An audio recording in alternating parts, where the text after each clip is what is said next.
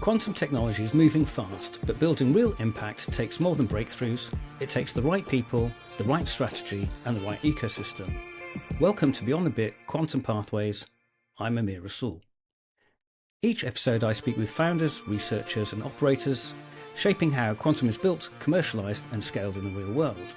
And if you're building teams in quantum, QAI Talent tackles this exact challenge.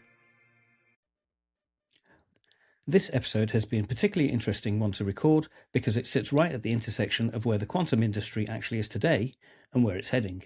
I'm joined by Brian Lenahan, a quantum strategist, author, and advisor who works at the intersection of emerging technologies and business strategy. Brian spent decades in finance before moving into artificial intelligence and then into quantum, well before most people were paying attention. What makes this conversation valuable is not just his early entry into the space, but the lens he brings, how quantum moves from theory into real-world application. If you're working in tech, thinking about where the next shift is coming from, or trying to understand how quantum fits into the wider landscape, this is a grounded, practical conversation. Here's my discussion with Brian. Hi, Brian. Great to see you again. How are you doing? Doing great, Amir. Thank you so much for the invitation to join you on the Beyond the Bit Quantum Pathways podcast. Absolutely, my pleasure. Obviously, we've been following each other on LinkedIn for a while, and I'm seeing all the posts that you're doing. But on that, for people who are hearing about you for the first time, how would you describe what you do today? I would describe myself as a quantum strategist. And by that, there's a lot of ways to define it. But, I'm a former banker who always looked at the business side of technology. And so as this industry starts to evolve or continues to evolve, I really focus on the strategy business side of quantum. So how can people adopt it? And I'm doing that in a number of ways, which I'm hoping we can talk about today. Exactly. So one thing that intrigued me most was obviously you spent decades in finance and then you moved into emerging technologies. I suppose what led to that transition? Well, honestly, it was a retirement, believe it or not. So I happened to retire at age 53. And for me, that was an interesting transition because I sort of sat on the couch for 6 months, Amir, and decided I couldn't do this for the rest of my life.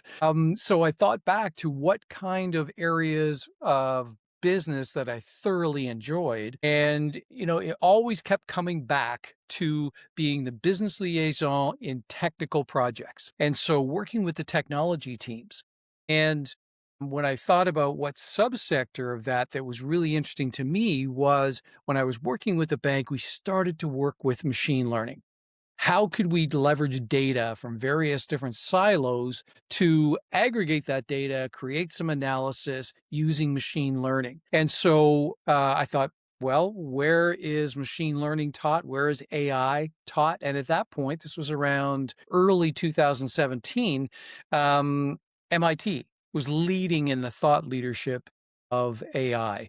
And so I had the opportunity to take their AI strategy program, and it was incredible. A cohort of 500 people from around the world talking about AI at that point in time. And then when I finished the program, my phone started to ring. People started to ask, what is AI and what can be done with it? Yeah. Interestingly, prior to pivoting to quantum, which I'm going to ask you about that in a second, I had a similar path in recruitment. I was in recruitment and all of a sudden data science, machine learning started to come into my sphere, as it were. And I was like, okay, then this is interesting. Obviously, with the explosion of data, as you would have seen as a bank especially, it's like, this is going to be interesting and kind of life-changing. So what kind of projects did the bank start looking at initially? Well, one of the areas I was involved in was financial crimes and fraud management. So you can imagine that there's a huge risk on the behalf of our customers about being defrauded, their bank accounts being accessed, ID challenges. And, back then, a very big issue with debit cards, people traveling around the world, losing cards. So there was a consistent threat on behalf of the banks and our customers. But we had no way to bring together a picture of an individual customer because our data was siloed in a number of different ways. And so not only could we not bring the data together, we couldn't get proactive about our analysis. We wanted to get ahead of those situations, and that was very difficult. And so that was the sort of the impetus behind getting together with a vendor and starting to work on how machine learning could give us that kind of insight. Yeah. Yeah. It's funny. I was listening to a podcast not so long ago, and it was around the same time, and hackers that started to hack into banks, which, for example, in America and Canada, where you're based, were very siloed in terms of states, etc. So there wasn't kind of a national strategy, and they started having to look at that, especially with the amount of data that's flowing, in the ether, and like you say, foreign travel, so on and so forth. So I suppose, when did quantum first appear on your radar? Well, it was very interesting to me because I was starting to do some AI consulting and working with clients, helping them think about a roadmap that they could put in place, even if they weren't spending money on AI at that point in time, given its, place in evolution. But then I started receiving these invitations to quantum conferences. And so when I started initially attending them, right around 2019, there were lots of vendors, lots of researchers, lots of physicists, all talking about their wares, but there were no customers. There were no clients. There were no people using the technology in any way, sort of meaningful way. And part of that was because the technology was not mature enough, but also because there was no interest at that point in time. And having seen what happened in AI, I knew that this was going to happen with quantum. So I thought, here's some white space that a business person could get involved in and start helping people think about what quantum would mean to them today and in the future. And that's where I started getting involved with the quantum space. I mean, that's pretty early on. I started focusing on data science and machine learning in 2016 properly, but quantum Mhm. didn't really hit my radar until about 2022. So 2019, and even at 2022, it was very nascent to quote unquote then. So Mhm. 2019 must have been even more so. So how do you Well, start learning about it then? yeah, well, one of the things that I was looking at it and saying, I'm heavily involved in artificial intelligence. How much time do I really want to spend on this quantum, especially as a business person with no physics background?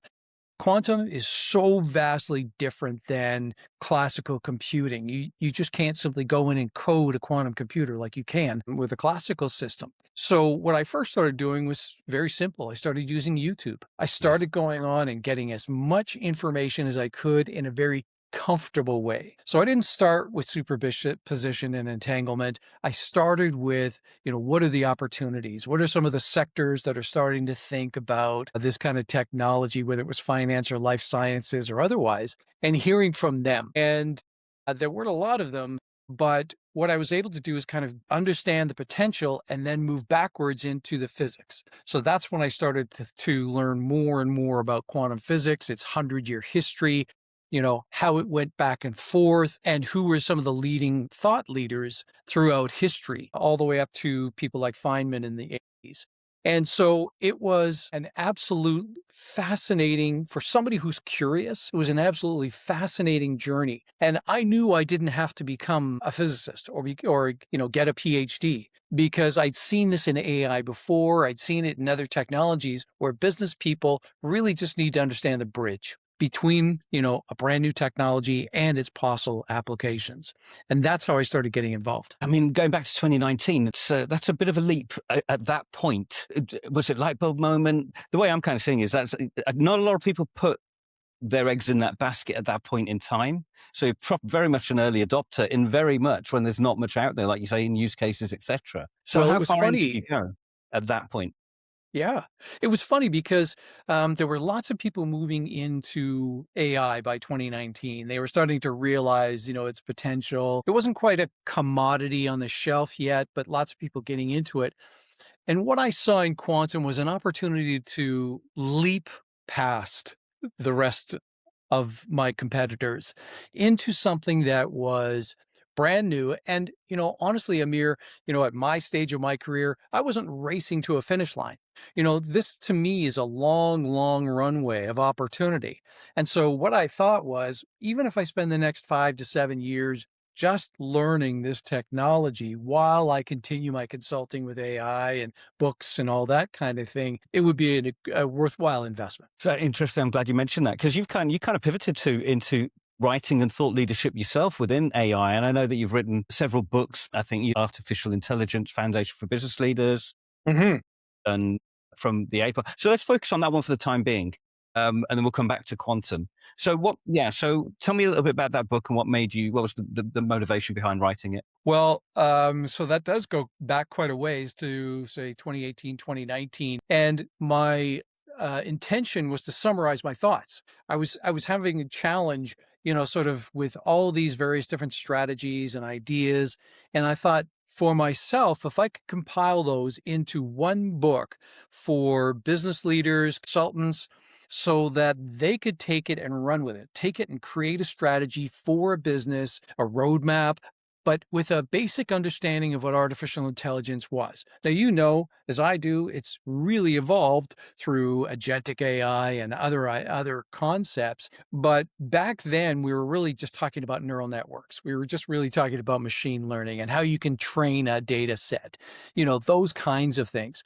But it was really for large corporates, medium-sized organizations who started to think about how their applications. And so to me, the book was simply a summary of all of my ideas and thoughts in one place. The second book that I did in the AI realm was something called Digital Coach. And I firmly believed that there would be tools, and this was in 2020. I firmly believed that there would be tools that coaches could use with their clients so that they can have a better understanding of that one unique individual rather than applying general concepts. And so I'm so happy to tell you that even as of today, some people are using the theory in Digital Coach and creating actual solutions and software. So that's kind of exciting. And then, I started thinking about career transitions for individuals. Hmm.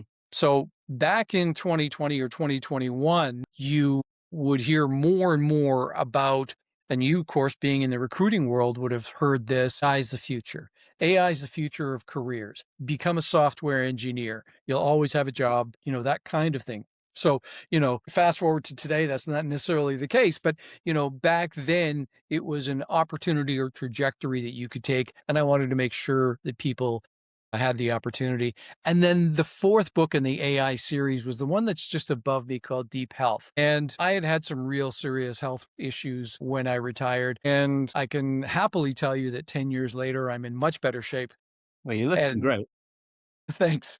And partially due to using artificial intelligence in gathering data for myself, whether that is weight data or, blood test data or other things that I can use to analyze the efforts that I'm doing in diet and exercise and so on. And so I co-authored that book with another gentleman who is a food scientist. And so that was kind of the area that I really wanted to get some messages out, whether it's to business leaders, consultants, coaches, students, or people just looking after their health. Yeah. Well, you kind of broaden that now, and where we're at now with agentic AI. Funnily enough, I use the tools that we have similar to what you're kind of saying, and I structure my diet, my training plan, and Fantastic. so on, and sleep patterns and all of that, and saying, okay, where are my multivitamins and everything? So it's fascinating as to that you'd spotted that at that point. I don't know if you have the same experience, but every time I show up to my doctor, there's a bit of the rolling of the eyes. Yeah, because I have so much 100%. data. Yeah, exactly. It's that. But I saw this online. It's the old WebMD, isn't it? Beforehand, it's like you Google you Google your own problems. Oh well, this is what I've diagnosed. He's like, okay, put that away, right? Yeah, because that's just going to scare you to death, etc. So obviously you're writing books in artificial intelligence, and then coming back to the quantum, learning about it through YouTube and so on. And you've written books on quantum. So can we kind of talk about the transition into quantum and the books and the motivation behind that? Yeah. And so one of the things that I obviously observed was there's a lack of influencers, strategists out there talking about how business can apply and implement quantum technologies because they are so different. And so the first book that I wrote was Quantum Boost. And Quantum Boost really spoke to that. What is quantum, as a technology set? What are its possibilities? If you're thinking about it, what are the strategies? And one of the key messages in Quantum Boost was, even if you don't invest a dollar today in in buying technology, whether it's cloud time or creating or adding new resources to your team or whatever, you need to start thinking about it and putting it on your priority list. So, maybe next year in your roadmap, you've hired somebody. Maybe you've done some courses yourself. Maybe you've created some relationships with some vendors, but you're starting to take some of the steps necessary to get there rather than, as you know very well, digital transformations took anywhere from 2 to 10 years. So a quantum transformation, you cannot expect it overnight. So you need to spend the time, incrementally getting there. And so that's what I was trying to do with the Quantum Boost book. And The was that in 2021? Yes, that's right. And so in 2022, I thought, here's an opportunity because what I kept hearing from um, people in my network was, yeah, but is anybody using it?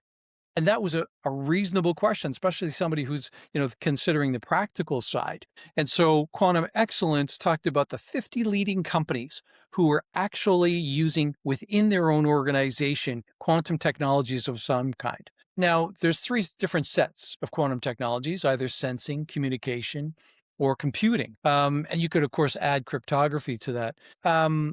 The challenge for these people was show me some examples. Show me that I should believe that there are companies out there making those investments. So I picked the 50 leading companies. Most of those companies at the time were doing pilots or proofs of concept, or they were using sensing technology, which by far is the most mature of all the quantum set. And so I was describing how those companies were using it so that the audience could actually either knock on the door of any one of those leading companies and ask them themselves, or simply take those ideas and place them in their roadmap. I still think that's so early on compared to where we are now to convince people at that point.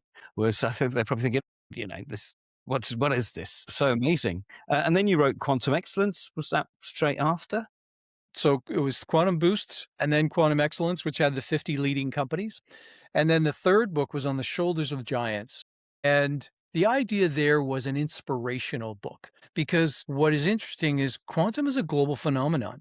There are enthusiasts all around the world. And whether that's in India or North America or in Europe, Indonesia, and each one of those groups has some one person who has been an inspiration to them locally. And so I had started to write Substack articles about these individuals because to me they were so incredible, anywhere from 2000 years ago, up to present. And they had been creating the building blocks of quantum technologies. And so we decided not to do Einstein and Feynman and, Planck and all those other folks. We decided to tell a story of some other group of individuals who are maybe lesser known. And so the opportunity to work with a co-author was to tell those stories Hmm. and to give the reader the opportunity to think about quantum technologies and the framework of history. And so that was sort of the genesis of On the Shoulders of Giants. Fantastic. I'm going to put you on the spot there. Is there any particular story that springs to mind that you could talk about now? A person in history? So I think Al-Karami is the one that inspires me the most. And so if you think about the word algorithm, Yes. that's where the name comes from. And so this was, thousands of years ago, where an individual was creating mathematics in a brand new way.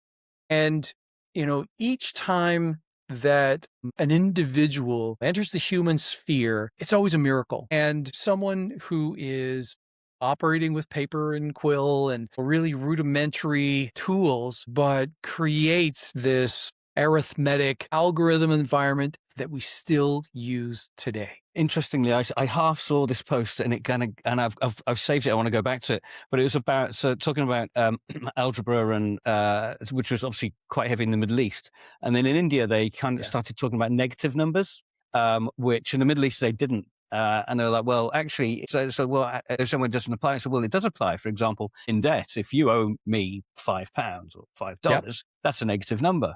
And then Yeah. how to incorporate that. So I'm by no means scientifically educated enough to go into that too deep, but I can understand where you're coming from that. But even the Romans didn't have zero until they learned it from India. Yeah, yeah. Also, I noticed that the other day you made a post. Your Substacks had over 5 million views now. So it's been very exciting that, probably like you operate as a solopreneur, the 5 million number was the combined views of my LinkedIn profile, my LinkedIn page and Substack. And it's always interesting to me whether people will engage. And um, I've tried to not just simply regurgitate what has been said already.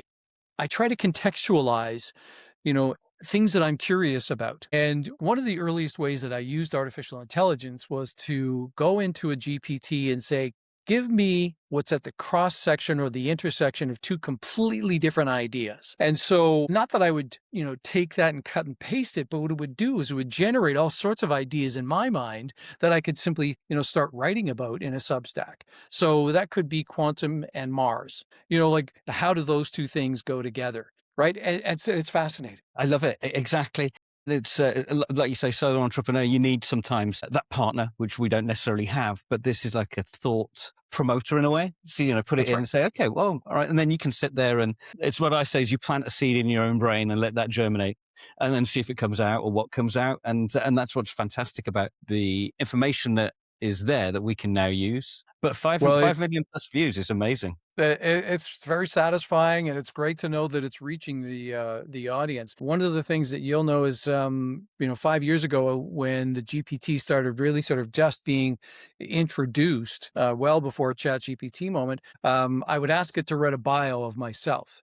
And even at that point, there were lots of videos, there were lots of articles that I had written, tons of public content that the GPT could use to create that bio, and it was completely false. There was nothing in it that was accurate about me. Fast forward to today, very accurate. Isn't it? It's crazy accurate. And the speed at which it can just decipher what Mhm. you need. And that's we'll come back to quantum in a minute. But yeah, it's crazy. Interestingly, just talking about that Chat GPT moment, obviously we're in the same white hair bracket. We've been fortunate to see so many transitions, and I was asked to write an article about this, funnily enough, quantum finance. And it's like, Amir, what got you into quantum? And I was like, so I've been in recruitment since 1997. And I started off working in relational data. Well, actually, mainframes. Then that went into relational databases, warehousing, architecture, and everything that followed on from that, and built teams and so on and so forth. And it made me reflect on the technological changes that we've seen in our lifetime, and that's what brings, and and the road leads to quantum. We've seen remote control TVs for one, right? Mhm. Answer machines, the birth of the internet, the streaming, DVDs, to the point where streaming's mundane, mobile phones, all this technology that we've been fortunate enough to see and grow with. And that's what really appealed to me about quantum, because I'd done the data science and machine learning and AI. Once again, and similar to you, I was like, okay, what's next? And I started hearing about quantum. Yeah, well, it's funny because, I asked myself the question many years ago, is quantum the laser disc? Is it something that will never actually come to fruition in the marketplace? And the reason why I said to myself that it was not going to be that is because the fundamental physics that underlie quantum sensing work. Yeah. And there are lots of products in the marketplace, then and today, starting with the MRI. So to me, there was a basis for this, a foundation for the science. But just what I was asking you when you kind of started going into it 2019, very early on. And is it the mini disc? Is it the laser disc or Betamax versus VHS and all of that? But you kind of Yeah. committed to it, which is fantastic. And I mean, here we are talking about it now. And speaking of which, you've got a new book coming out as well, which I think it comes out in fall this year. Yes, that's right. And for the Europeans, that's autumn. And is it Quantum Strategy, the Definitive Guide? That's exactly the title. Yeah. So tell me a little bit about that. So, again, much like I was talking about in terms of summarizing my thoughts around artificial intelligence many years ago, I wanted to do the same with quantum. We're at the cusp of moving into that.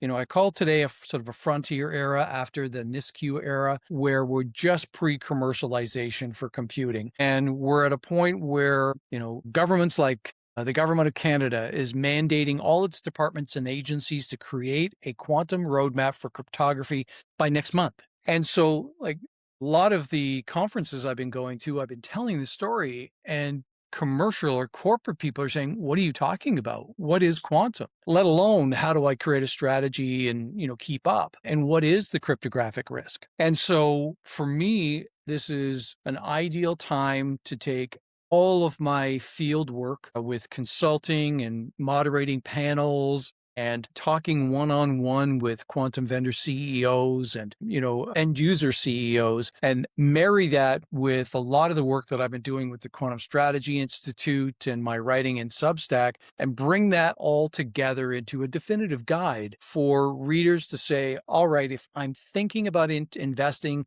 in quantum in any way, shape, or form in the next number of years, whether I'm mandated or it's a good commercial competitive advantage, then I'd love a guidebook. Fascinating. And just on the Canada thing, sorry, so today's the 24th, so this episode will be going out pretty shortly. I'd just seen that they've allocated another $900 million towards quantum, which That's right. Canada's doing fantastically behind it. So yeah, do you know? Yeah, tell me a little bit about that. Sure. The National Research Council will be guiding that work, and it'll be segmented out by various different things. But the key thing here is that this is a substantial investment, very akin to what happened recently in the UK, where the UK allocated £2 billion to become a leader in creating the first scalable quantum computer. But not only that, it was focused on jobs as well. Yes. And so I hope you'd love to talk about that, because the UK goal was 100,000 jobs over the next couple of decades. Yeah. That's a big number. Yeah. And from the Canadian perspective, Canada has been always a leader in research. It's been a leader in experimentation. But what this new injection beyond the original national quantum strategy, which was about 300 million, what it does now is it moves us into deployment stage. Yeah. Funnily enough, I just posted an article on that because I wanted a bit of time to kind of the article, 2 billion investments. Okay, well, what does that actually mean? It actually means they're putting the chip on quantum, but actually implementing the hardware, looking at use cases, and they've already started looking at, medicine, the NHS, finance as use cases for it. And then it comes like, okay, so how does that translate? So now it's going to be a case of, from my perspective, and I love yours perspective on this, is like, okay, who's now going to start looking at quantum for their organization? How are they going to be implementing it? And it's like, okay, people coming into, which is something I want to talk to you about as well, the quantum strategist role, which is going to be very, very important. Going into an organization, this is how quantum machines will help your work or the algorithms, etc. What's your perspective on that? Well, I think, to be honest, there's a bit of the hammer and the carrot involved in here.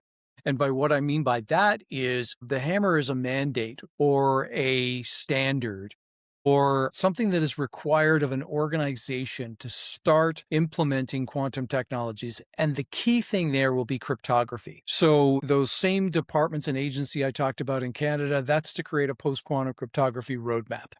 That by far is the leading edge of quantum computing, is in the cryptographic risk. Not that a quantum computer has to exist tomorrow, simply that organizations need to have the firewalls or the protection available so that if that quantum computer does surface, and it may not be a good actor that creates it, it may be a bad actor. And so if companies like, certainly the largest companies in the world already have a lot of those things in place. Post-quantum cryptography or quantum key distribution, techniques to protect their data, their customers' data, etc.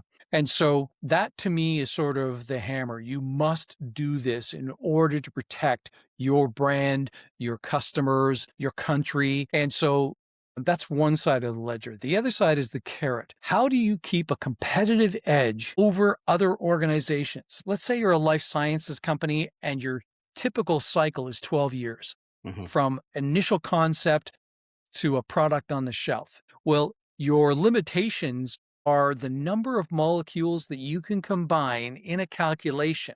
And so if you're talking about a number of small molecules, today that can be done on a classical computer with restrictions. But if you're talking about large molecules or a large number of molecules, you think about the periodic chart and, trying to combine elements from that, you get an exponential rise in terms of its complexity. So, if you're a life sciences company, you need to be thinking about how quantum computers can shorten your cycle time, and improve those calculations in combination with your classical systems. And so I think there's a bit of the hammer and carrot as it relates to how those organizations start to evolve and adopt. Now, interestingly, going back just a few years when I was doing data science and machine learning and AI, post-COVID, I started focusing on data for good and AI for good. That was kind of my Mhm. hashtags. And I started working with a lot of biotech companies because post-COVID, obviously, you saw the profits these companies made, Moderna's, et cetera. So a lot of VCs were pumping money into the biotech thing. Oh, it could be the next big thing. But what happened was the lead time was so long, 5 years, 6 years, then it might not mature, FDA might not approve it, so on. Exactly. The people who were going in for a quick buck started pulling their money out. So all these great brains, who'd invested their lives into this, also had funding whipped, companies shut down, so on and so forth. And it's such a shame to see such promising ideas in so many different fields just get canned. So what I'm excited about is quantum can help that and hopefully bring that investment back into the biotech sphere, for example, or whatever, with the faster compute time. So yeah, that's going to be exciting for me. So great point. But let's flip this around a little bit too to talk about venture capitalists. So let's say one out of every 10 of their deals actually makes it to life. So they're seeing, 90% of their investments go to the wayside simply, well, whether if it's commercialization or leadership or whatever reason. And so they're looking for a much more secure kind of environment. Back in 2023, we saw venture capital investment spike in quantum, and then it fell off a cliff. Fortunately, in 2024 and 25, governments started investing in quantum technology because they saw the risk element. And now we're seeing more and more venture capital and public capital come back in to quantum, because we're seeing public companies like IonQ and D-Wave and Rigetti and Quantum Computing Inc. And then we're seeing some special purpose acquisition companies that are public that we're seeing more and more hundreds of millions of dollars.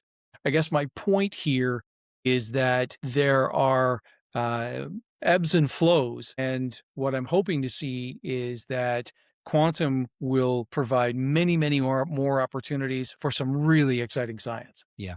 Yeah. So I've been working a lot with sort of from my recruitment perspective with the quantum companies, not the end user types at the moment. Mhm.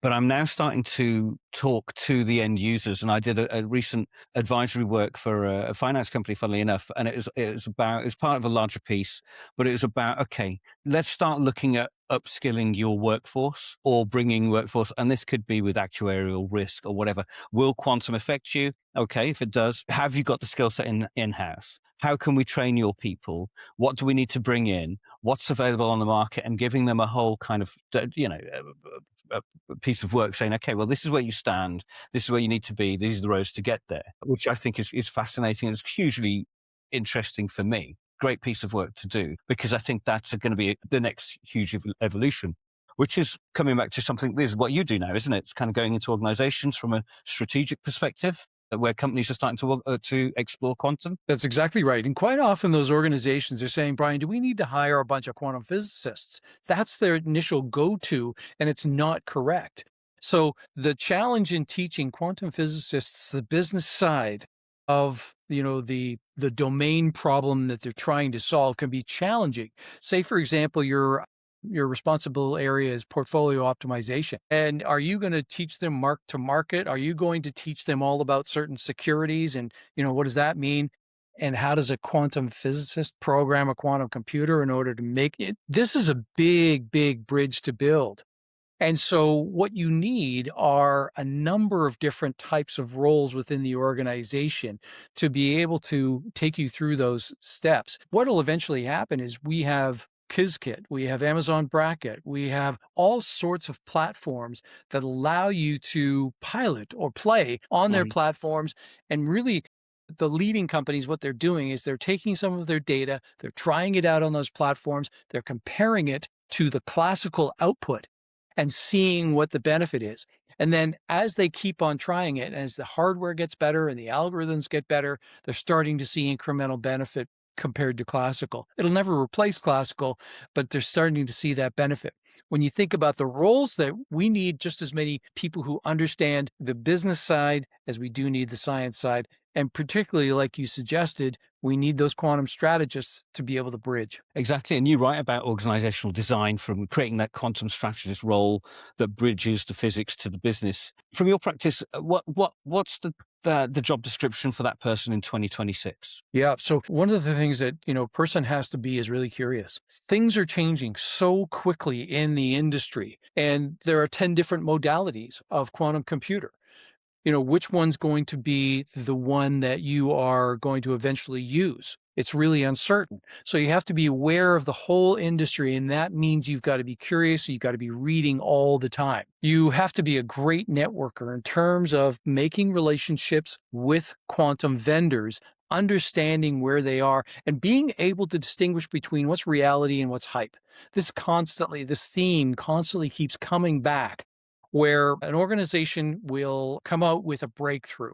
And the breakthrough is important, but it's very, very linear, very sort of horizontal in terms of its capability. It's solving a very unique problem that is not necessarily scalable or commercializable. And so the quantum strategist has to be able to see through that hype, or at least those breakthroughs, to see where the benefit is. And so what's interesting today also is, in the past, you had to know the vendors and be able to work directly with the vendors. We're starting to see some intermediaries come in where they're offering services that are available to all possible quantum vendors. And so that takes away a layer of consideration for the business where they can potentially use a platform. And so that kind of evolution is very critical for a quantum strategist to understand. And the other thing is, while your energy usage for a quantum computer is measured in kilowatts, not megawatts or gigawatts, so that's great, but the actual compute time can be very costly. And so you really need to be very clear about which business problems you're going to use with a quantum computer, and make sure that you are laser focused on why it's complex, why it can't be done with your classical systems in 5,000 years, or even in a reasonable period of time.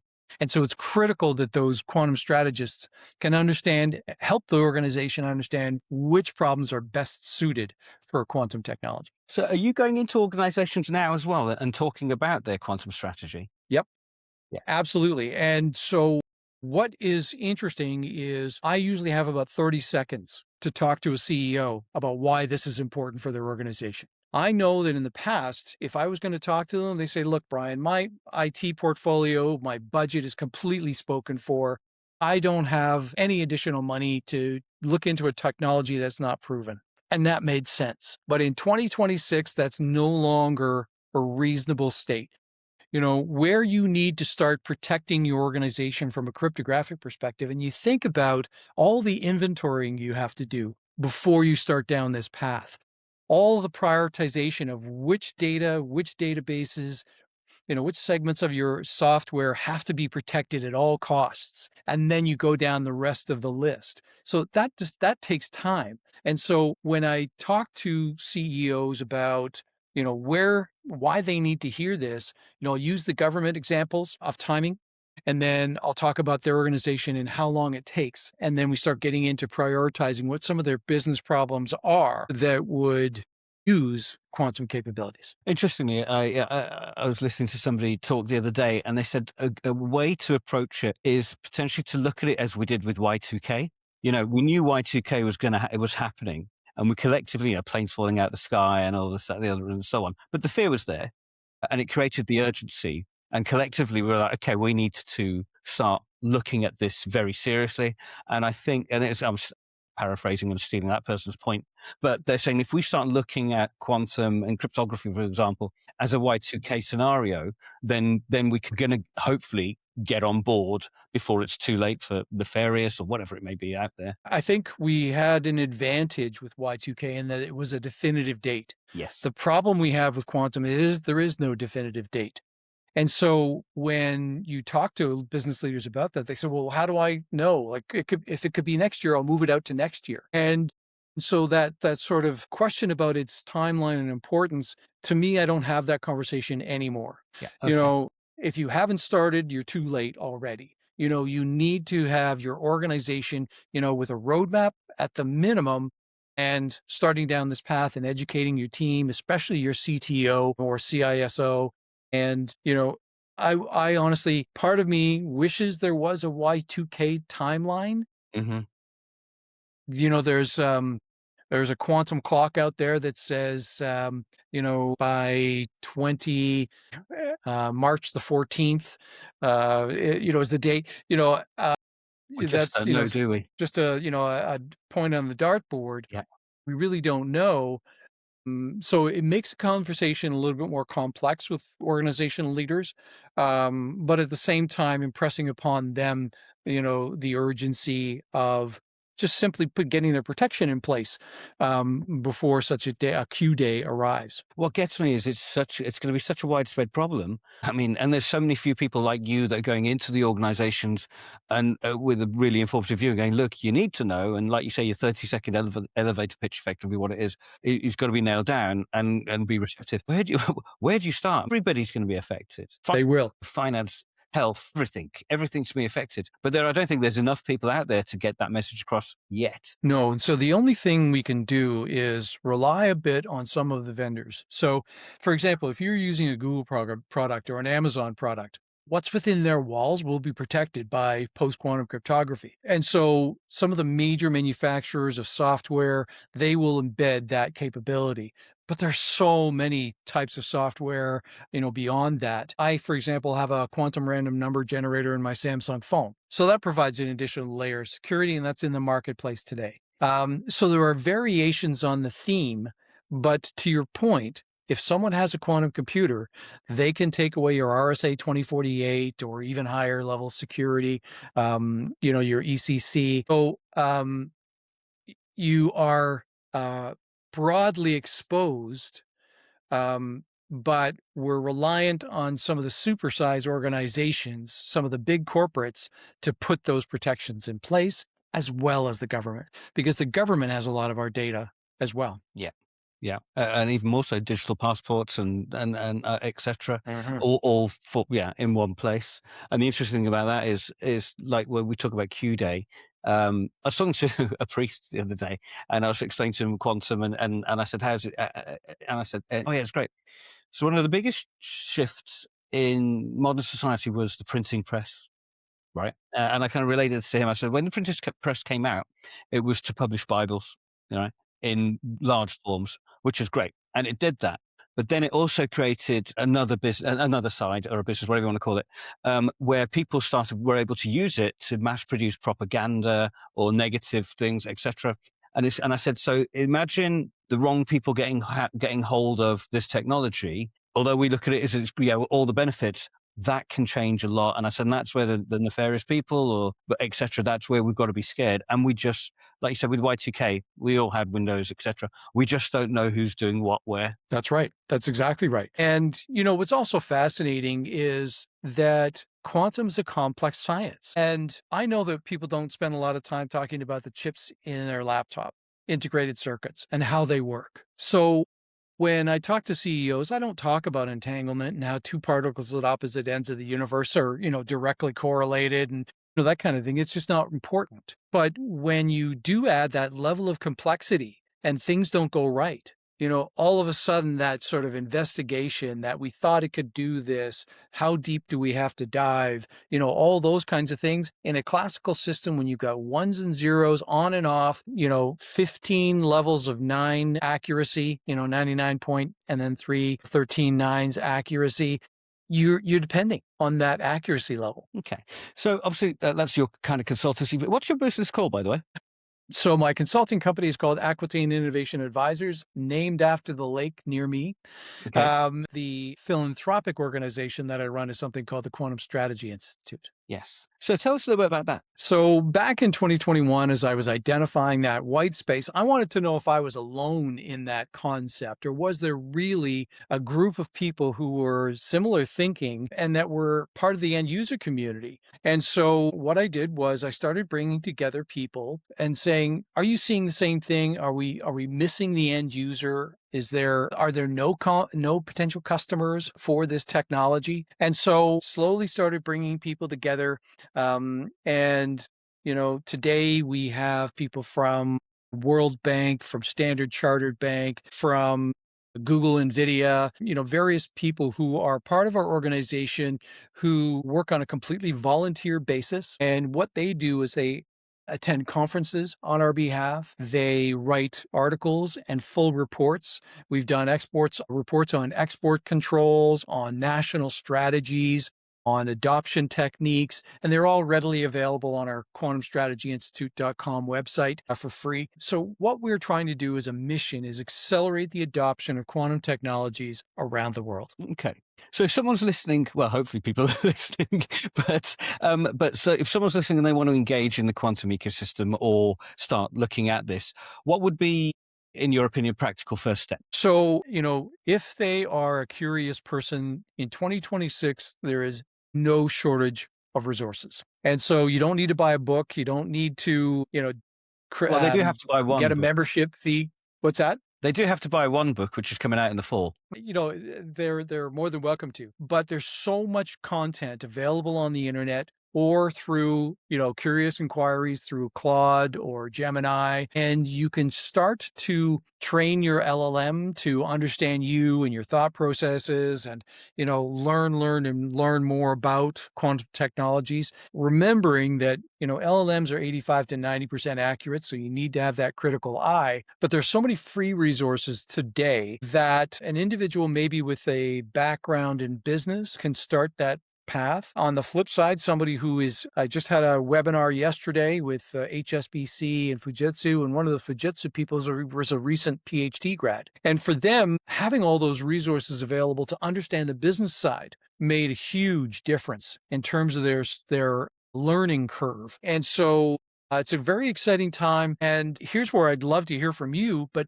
I constantly hear from various different sources about how agents, AI agents, agentic AI, whatever flavor you want to talk about, are eliminating jobs. And so with that, whether it's a reality, Gartner says there's going to be more jobs as a result of AI. I'm not sure which approach is going to be, and maybe you can tell me, but what I like to do is try to inspire people to think about quantum technologies. Not only is there the 100,000 that the UK is hoping for in its next 2 decades, but the Quantum Insider wrote a report in December of last year saying that by 2030, 840,000 new jobs would be created as a result of this industry taking off. And they're not all PhD jobs. They could be accounting jobs. They could be operational marketing jobs, but related to the quantum industry. What's interesting about that, so I'll come on a couple of points. Christopher Bishop, Yes. and he wrote Improvising Careers, and we talked about that. I had him on here, and I've met him a few times. Great guy. We're saying each quantum company will create its own business and roles throughout within that, which we don't know. Some of the internet and SAP, all these companies, so that will create a lot of jobs, which is fascinating. We don't know where they're going to be. They're going to be obviously the basic jobs, etc. From an AI perspective and jobs, I'm not going to put my flag in the sand and give you a definitive answer. There's going to be a huge amount of change, and I will just talk about that from my personal perspective as a solo entrepreneur, as it were. I used to have a graphics guy who did my PDFs and so on and so forth. So I'd outsource things there, my finance, all sorts of things. Now, with the tools that I have, I'm able to do a lot of that myself. So a lot of the gig economy and so on is going to take a hit. It's not the greatest. Fortunately, I feel there is going to be a huge, huge cull, and we're going to need to think about how are we going to get the people employed and give them work to do, so on and so forth. My friend's a lawyer, and she's saying, you can get legal advice, which is pretty good and pretty accurate, using these agentic AIs. And if we think where we are at this stage, it's only going to get better, incremental gains and what have you. So Yeah, it's going to make an impact. I don't know how that's going to play out, but it's Yeah. yeah, If you're a business person and you're using a GPT to do 80% of the legal work, and then you take that 80% to a lawyer to finish it off and make sure it's okay, and you're reducing your overall cost, yeah, then that's a win, right? exactly. So, and as a solopreneur, you can 10 and 20x your capabilities. Yeah, which I do. I have different, like I use Claude. I've just started using Claude Work actually. I've downloaded that. I don't know it ins and outs, but I've given it access to a certain folder, which is my advisory work. And I've said, okay, look at my database, look at my marketing material, look at my strategy, and give me a way that you know, I wake up in the morning, so look at me, you need to keep in contact with this person and follow and so on and so forth. So it's fascinating on that point. But yeah, crazy Well, times. I operate Grok on private, and generally I don't use just simple prompts. I say, acting as Brian Lenahan, quantum expert, do this, right? So what it does is it brings in my portfolio of articles and YouTube videos and all those other sorts of things, to continuously get closer and closer to writing like me, so that it's my material, right, Yes. that's coming out. Yeah. You know, but to your point, when you think about people who are transitioning from AI to quantum, I talk to high school and university students all the time. It's a wonderful experience. And, they're looking at it and kind of going, Brian, should I stick with AI? Is that kind of the thing? And, that's your decision, career wise. Look at the realities of the changing marketplace. But I say, in order, you can take that one additional step to be curious about what quantum technologies is all about and start, because the people who I work with, quantum vendors, businesses like you're talking to, they know there's a scarce set of resources. Yes. There are very few people available around the world who can apply both, sort of quantum technology and business understanding together. Yeah, and that comes back to the quantum strategist, which I think is I was calling it quantum translators, but the same thing. That person's going to be invaluable. So interestingly, if you can position yourself into that's a golden kind of path, I think. Interestingly, I've been in quantum for about 3 years now, and I spoke with somebody right at the start, and I was a recruiter initially, and she turned around as Araceli at Cureka actually, Yes. and she turned around, she said to me, "You're not going to make money in quantum yet." And I was like, no, I will. Of course I will.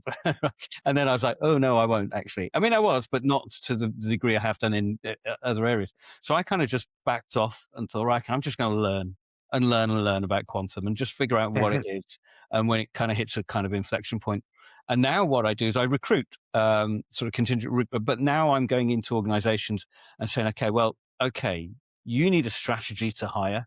Because if you're going to be just reactive and you go, I need this person, you don't know, you need to know your geography, you need to know finances, you need to know what you're up against, you need to know what's out there, you need to have a backup plan, and it's all the workforce upskilling. So I'm now going in from an advisory perspective to say, okay, look, let's give you a plan that you can work towards. But yeah, it's just being a bit more specific about things, I think. And we're only now starting to see more academic organizations come up with, like MIT's quantum strategy program, or, full master's degrees in quantum technologies, or quantum information science. And so we're starting to see more and more universities develop those programs. Yes. But again, that doesn't necessarily mean those people have the experience to go along with the academic piece. So it's important that people start to build those up. Yeah, fantastic. I know we're coming up to your time limit now, but you've got a TEDx talk coming up as well, haven't you? I do. Yeah. It's a TEDx talk at Lakehead University in Thunder Bay, Ontario. I'm not sure if your audience is familiar with the geography of Canada, but it's right about in the center, near the center of Canada. And they are pioneering in their thoughts, about how they can promote, inspire their audience to grow. And that can be in a number of different ways, whether it's through, AI capabilities, or as they've asked me to do, is talking about the transition from AI into quantum from a life career perspective. And so when you're given 12 to 18 minutes to make a really compelling argument, you really have to focus. And I Hmm. love that challenge. Hmm. And so there's going to be a wonderful in-person audience and a virtual audience. And I want to make the case using examples and stories, how young people, young professionals are starting to think about this technology and why it's relevant when you think about the billions of dollars that's being invested, the government interest that's going into this technology, and just even the curiosity opportunities. Yeah. It's fantastic, isn't it? And it's if I say Star Trek, it's probably dumbing it down a little bit, but it's just, mind blowing as to where we're going to get to. So, Brian, where can people find your work? Where can people get in touch with you? I will put links into the podcast when I release it. Sure. So they can find all of my books on Amazon, amazon.com, Brian Lenahan. My Substack is a 3 or 4 times a week written contextualization of what's going on in the quantum space. It's not news articles. It's not investment updates. It's really about a topic and how quantum is embedded in that. And it's called Quantum's Business. And people can go on Substack and simply look up that title. They can subscribe for free. 80% of the content that I write is free. There are paid memberships for people who want to get some additional insights into what's going on in quantum, where I write reports from the field, so personal experiences, podcasts, and they get full access to the archive. And then finally, from the Quantum Strategy Institute perspective, it's a philanthropic organization where we try to create information available to any organization, government, corporate, otherwise, where they can read about quantum and what's going on in the world. So those are the various sort of ways. My company is Aquatine Innovation Advisors, and that's where I do my consulting. And I do one thing I do want to mention is I have the wonderful opportunity to work with something in Ontario called Regional Innovation Centers. And these are startups and scale ups. And, being sort of on the ground, if you will, seeing these startups with great new ideas and building them out, to me, that's been just such a phenomenal opportunity over the last, say, 5 years. It keeps me grounded. We see the big technology breakthroughs, but it's so wonderful to see people actually working through their solutions. Isn't it? Well, yeah, and that's my sweet spot. The startup sort of seed to Series A, and they've got an idea, and now they're going to market, and they're like, okay, we need this, and so on. And they'll get to a point, I'm like, okay, it's like holding the hand. And then they'll get to a point where they'll have their own internal HR team or recruitment. It's like, okay, bye-bye. Good to see. But the amount of businesses, it's like tearing up, but It's great. I love it. It's just a pure innovation. Fine. Thank you so much. That hour's flown by. I can't believe it's been an hour already. But absolutely wonderful talking to you. Great to see you again. As I said, this will be going out in the next couple of days. I'll post links to how everybody can get a hold of you. But yeah, thank you so much for your time. Thank you, Amir. Thoroughly enjoyed the conversation. Bye-bye. That's it for this episode of Beyond the Bit Quantum Pathways. If you found it useful, follow and subscribe wherever you listen, and share it with someone working in quantum or emerging tech. And if your organisation is hiring in quantum, you can find us at QAI Talent. Thanks for listening, and I'll see you in the next episode.